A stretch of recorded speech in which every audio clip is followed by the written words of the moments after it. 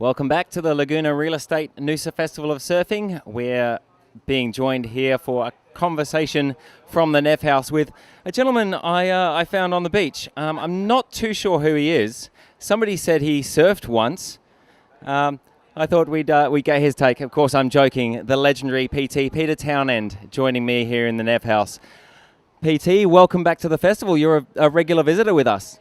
I've been coming a long time, and it's always great to come up to Noosa. Of course, I first started coming up to Noosa in the late 60s when I was just a grom myself. Of course, it's changed a bit since then, but what hasn't changed is the beauty of the place and the waves. So you've been here over the last 3 years, certainly in this a shocking run of wave drought that we had from 2015 to 2017. What's it like being back here now that we see First Point pumping once more? Well, it's unreal because if you go back, I think it was the year before that, we had that swell that was just amazing, where it just pumped and pumped. And yesterday, First Point was as good as you see it yesterday. It doesn't get much better than that. Still beautiful today, and it looks like it'll hold all the way through until finals day. So it just makes the festival so much better, when First Point's got waves. And you've been commentating with us quite a bit as well, which we're obviously very grateful for, resting our voices.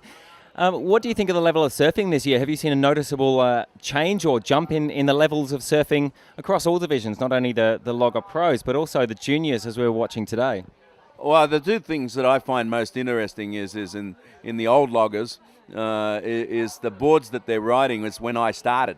I got my first board was an 8.6 Joe Larkin in 66, and those guys are riding that era, 66, 68, in that, and they ride them way better than we ever rode them. Even the best guys at that time, I was just a beginner, but the best guys couldn't ride those boards that good. So, from a technique point of view, they're much better. But what I'm really impressed is I've just been watching the under 15s in the boys and the girls, and it's amazing how good these kids are already on longboards, and it's just beautiful to see the technique.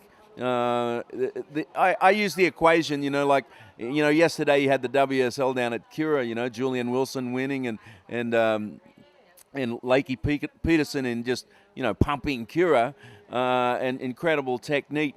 And that to me is like rock and roll, But when we come here to Noosa, this is jazz. It's refined. You got to have a technique, and that's what I think more and more everybody's appreciating. Just good surfing, where it used to get pigeonholed, one way or the other. You can't appreciate that because it's not cool, And I think where we're at in surfing is everybody's appreciating all of the styles.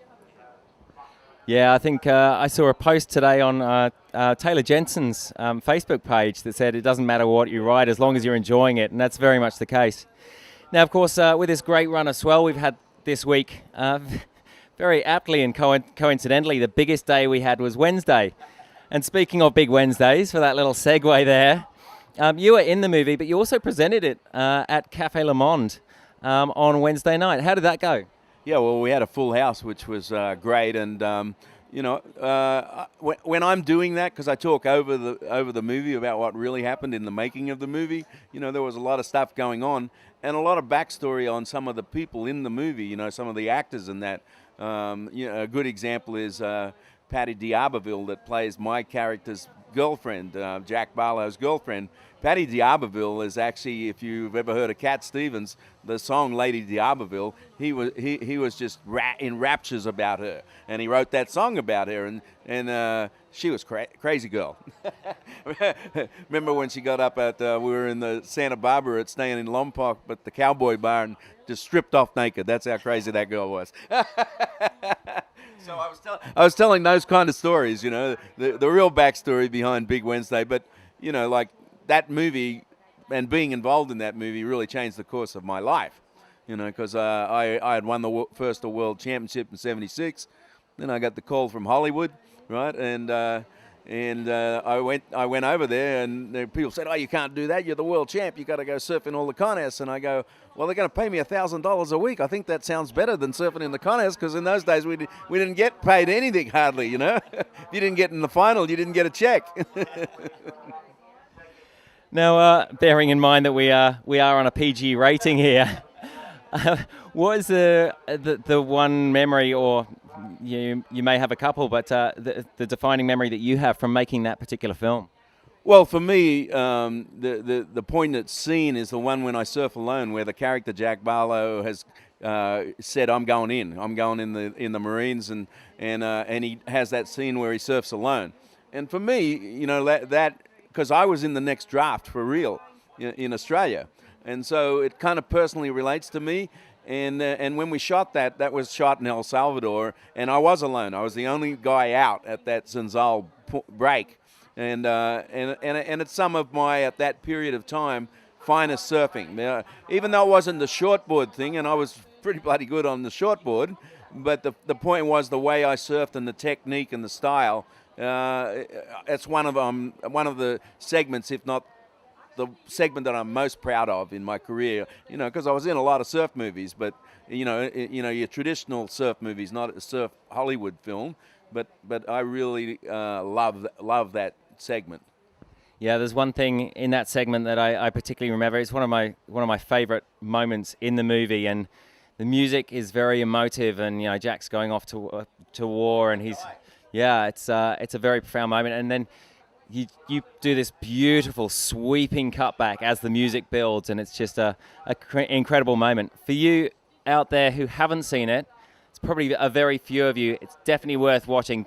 Big Wednesday, made in 1978, or released in 1978, I should say, and created by John Milius. It's an amazing film.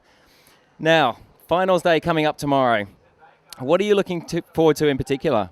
Well, I'm looking forward to hope the swell hangs around. But, you know, just watching the best longboarders in the world. I mean, the field here is as good as it gets.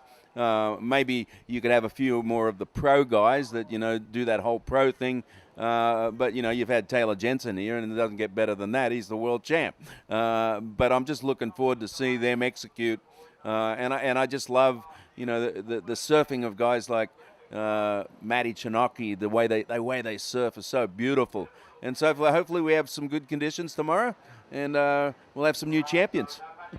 Fantastic. Thank you very much for joining us in the NevHouse here, PT.